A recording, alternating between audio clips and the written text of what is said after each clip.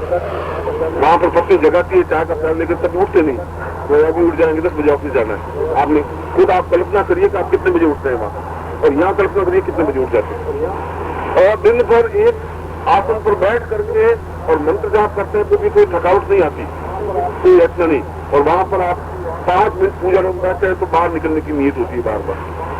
जब आप जीवन की क्रियाकलाप आप देखिए, उतना ही कि जहाँ देवत्व वातावरण ज्यादा होगा वहां पर देवत्व की भावना ज्यादा जाती है। जिस समाज में, क्योंकि हमारा समाज ही ऐसा है, लंका में रहेंगे तो राक्षस बनकर के ही रहना पड़ेगा, अगर विभीषण बन के रहेंगे तो लात खानी पड़ेगी और जाना पड़ेगा, कोई रास्ता नहीं। तो राज्य उन लोगों का है, और जैसे राज होंगे वैसे ही प्रजा हो जाए, वैसा बनना पड़ता है, मगर देवत्व खत्म नहीं होना चाहिए। यह रूम शब्द देवत्व को जागृति करने का प्रभाव। देवत्व जागृति हो, अगर देवत्व जागृति नहीं होगी तो अंदर का साधकत्व जागृत नहीं होगा, और साधकत्व जागृत नहीं होगा तो साधना में सिद्धि नहीं मिलती, क्योंकि ग्रास्पिंग तो वो अंदर का साधकत्व प्राप्त करता है। आप बाहरी तो खोल है, केवल आवरण है, जैसे इस मकान के चारों तरफ 4 दीवारी है, अंदर दूसरी चीज, जो आप बैठे हो तो अंदर की चीज, देवता अंदर बैठा हुआ है।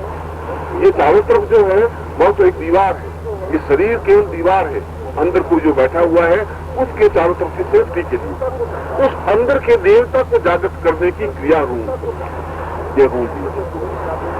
इसलिए जब मैं कुंडली जागरण में रूम शब्द के उच्चारण के साथ में भस्त्रिका की जाती है, ऐसे बोला जाता है, और उसी ढंग से उसको सांस में फेंका जाता है। यहाँ पर तो मैंने केवल सांस फेंकने की क्रिया, सांस लेने की क्रिया ही बताई थी उस दिन, वह तो पूरा इफेक्ट नहीं होता।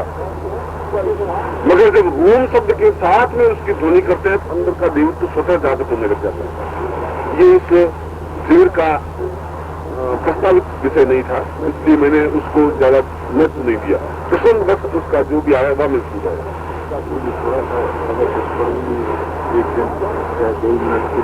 क्योंकि साधना बिल्कुल अलग चीज है, नौकरी व्यापार बिल्कुल अलग चीज है। मेरा जहां तक अनुभव है वह आपके जैसा ही अनुभव है, इसलिए मैं कहने की क्षमता रखता हूं, क्योंकि आप गृहस्थ हैं तो मैं भी गृहस्थ हूं, मैं लंगोटधारी बाबा बैठा हुआ नहीं हूं, इसलिए भैया गृहस्थ में क्या प्रॉब्लम आती है मुझे मालूम नहीं, ऐसा नहीं कह सकता। मैं भी उतना ही टेंशन रहता हूं जितना आपको टेंशन रहता है। आपको जितनी चिंता ऑफिस की है उतनी मैं ऑफिस में नौकरी कर चुका हूं, मैं देख चुका हूं, यूनिवर्सिटी में एट द डिपार्टमेंट रह चुका हूं। हड़ताल क्या होती है, लड़के क्या होते हैं, उनका गिरोह क्या होता है, ये मुझे मालूम है। ये भी मुझे मालूम है दरिद्रता क्या होती है, क्योंकि मैं दरिद्र जीवन व्यतीत कर चुका हूँ। खाने के लिए रोटी नहीं थी, क्योंकि भिक्षा पात्र हाथ में था, मैं तो ब्राह्मण था, इसलिए उस जीवन को देख चुका हूँ। वह जीवन कैसा है ऐसा भी देख चुका हूँ, और लखपति होने के बाद में क्या आनंद और क्या तनाव मिलता है उसको भी देख चुका हूँ। इसलिए ये सारे अनुभव की बातें जो मैं कहूँगा वो आंखन देखी है, किताब की लिखी हुई नहीं है। किताब की लिखी हुई बात सत्य भी हो सकती है, असत्य भी हो सकती है, क्योंकि हमने अनुभव नहीं किया। मगर जब मैं कह रहा हूं कि ये आंखन देखी बात है, जीवन के अनुभव की बात है, तो साधना करने के लिए बहुत ज्यादा जरूरी है कि अंदर का साधुत्व जागृत हो। अन्यथा साधना करने का कुछ अर्थ नहीं है। आंख बंद करके बैठने से और माला हाथ में लेने से कुछ नहीं होगा। यह तो एक रास्ता है वहां तक पहुंचने का जहां मैं आपको पहुंचाना चाहता हूं। और साथ ही साथ कि यदि नौकरी में बहुत ज्यादा ताकत होती तो जब मैंने नौकरी छोड़ी उसमें 5,500 रुपये मुझे तनख्वाह मिल रही। आपकी तनख्वाह भी इतनी होगी नहीं। आज आप नौकरी छोड़ो तो 1,000 रुपये, 1,200 रुपये, 1,500 रुपये की आपकी नौकरी होगी, 2,000 की नौकरी होगी। मैं यूनिवर्सिटी में 5,500 रुपये मुझे पे थी, और कॉपियों की बीए की रहने की कॉपियां जब आती थी वो इनकम सोर्स अलग थी, और पूरी यूनिवर्सिटी से आते रहते थे, एग्जाम की और काम अलग थे।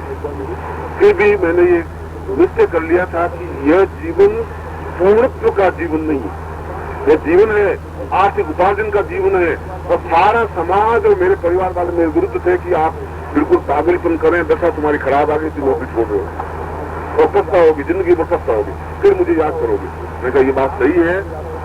और साल भर तक मेरे मिस्टर झा साहब थे इलाहाबाद के, कोई वाइस चांसलर थे, अमरनाथ झा के बेटे थे, अब नाम सुना होगा। और रसाल जी थे, रमाशंकर शुक्ल रसाल, आपने यूपी में पुलिस भाषा के कवि थे, वो एडवो डिपार्टमेंट थे, वो थे लीडर। फिर भी मैंने नौकरी इसलिए छोड़ी कि मैं इससे कई गुना ज्यादा अगर कमाना ही महत्वपूर्ण होगा तो साधना से कमा सकता हूं। और व्यापार करके भी देखा है उस रास्ते को भी। आप जो व्यापार कर रहे हैं उससे मैं अच्छे तरह के व्यापार कर चुका हूं, ये भी बता देता हूं। और उसको भी देखा है, और उसमें भी 15-20 हजार 25 हजार रुपये महीने के कमा के देख चुका हूं। मगर मेरा आज अनुभव यह है कि 20 साल तक जो कमाई हो सकती है वो साधना के माध्यम से आधे घंटे में भी कमाई हो सकती है। 20 साल तक आप जूझते रहिए व्यापार में, तो जितना कमाएंगे मैं आपको आधे घंटे में सिद्ध करके बता सकता हूं कि ये आप तोड़ दीजिएगा। अगर कमाना ही जीवन का लक्ष्य है तो उस 20 साल की अपेक्षा ये आधे घंटे का जीवन ज्यादा महत्वपूर्ण है, क्योंकि बाकी 19.5 वर्ष आप अन्य कार्यों में लगा सकते हैं।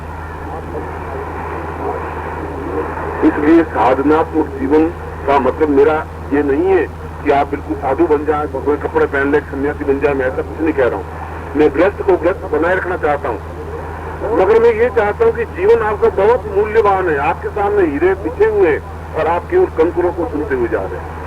और रास्ता बताने के लिए तैयार हूँ, उस रास्ते पर चलने के लिए तैयार हूँ, आपके साथ चलने के लिए तैयार हूँ।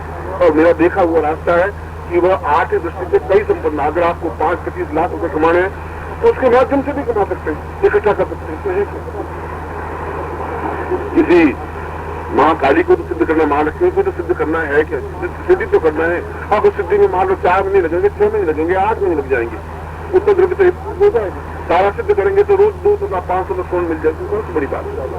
और 500 का मतलब 20,000 रुपये रोज, या 15,000 रुपये, या 10,000 रुपये। आप 10,000 रुपये डेली तो कमा नहीं सकते।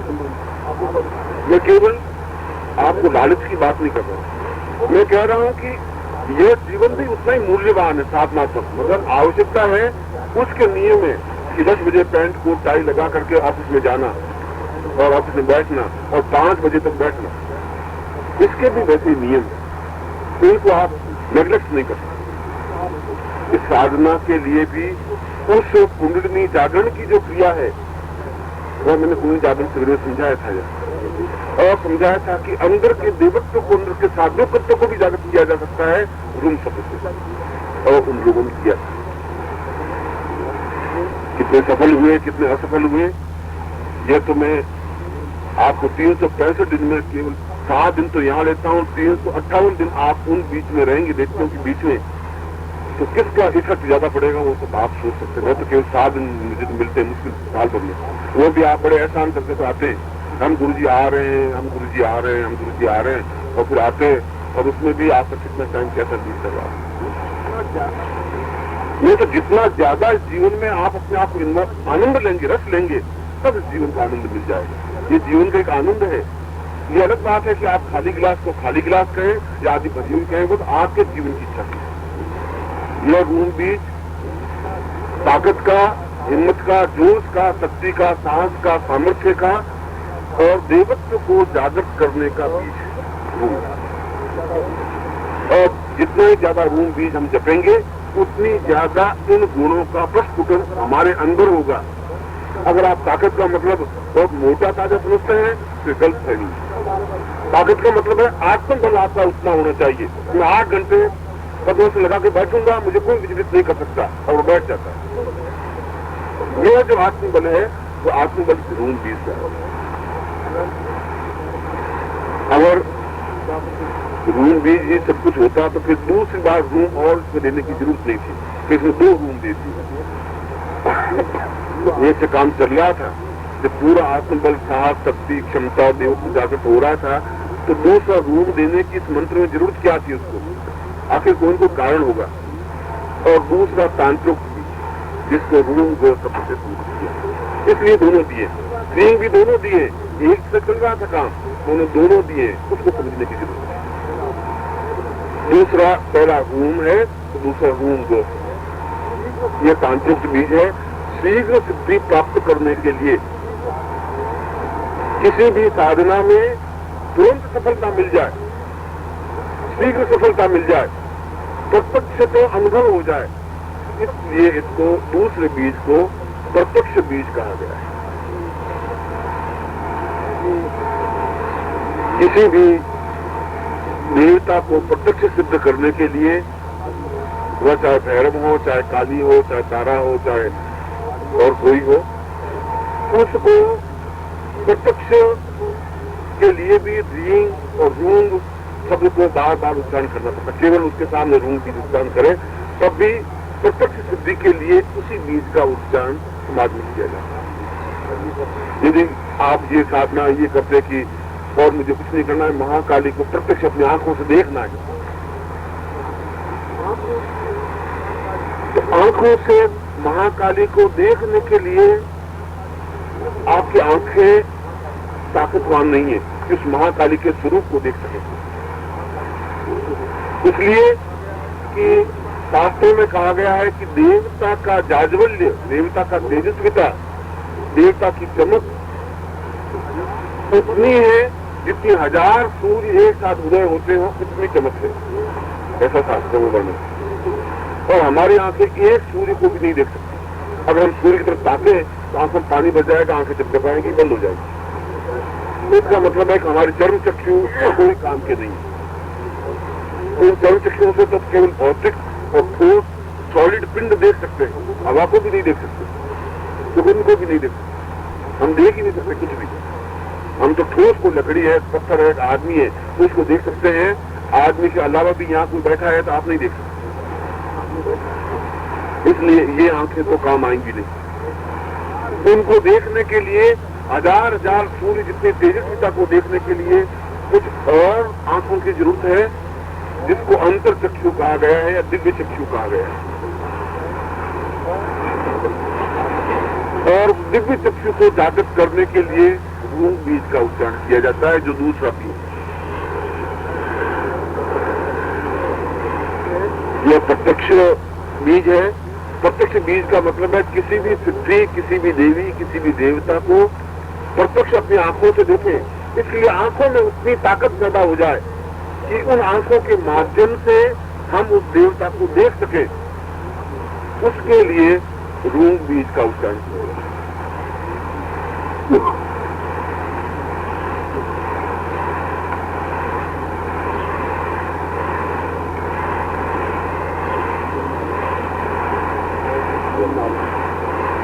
और ये जीवन में आवश्यक है।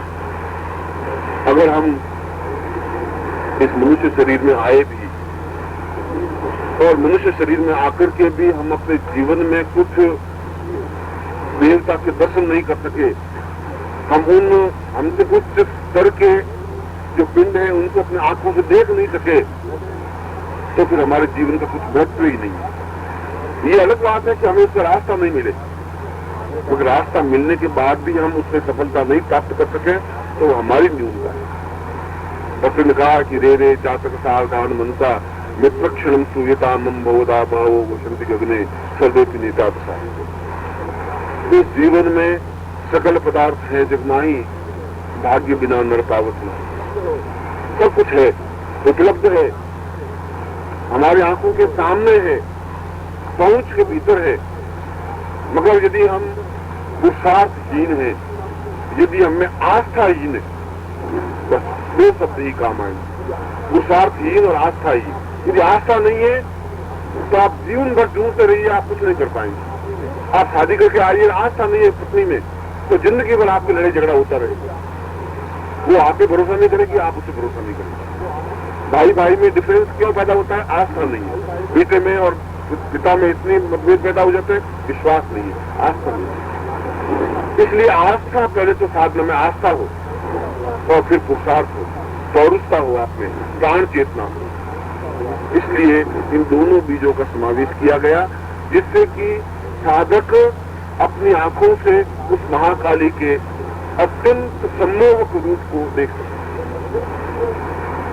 यह रूप अत्यंत सम्मोहक है, अत्यंत आनंददायक है, क्योंकि कुपुत्र हो जाए तब कुछ समाधान माँ है। जब हमने माँ को जैसे समुदित कर दिया, उसकी तो कोई मिसाल ही नहीं है। हमें जीवन में दर्शन हो जाए माँ के और माँ के चरणों में बैठ जाए, उससे ज्यादा और जीवन में चाहिए भी। ओम परम तत्वाय नारायणाय गुरुभ्यो नमः। ओम ह्रीं मम प्राण देह रोम प्रतिरोम चैतन्य जाग्रय ह्रीं ओम नमः। ओम भूर्भुवः स्वः तत्सवितुर्वरेण्यं भर्गो देवस्य धीमहि धियो यो नः प्रचोदयात्।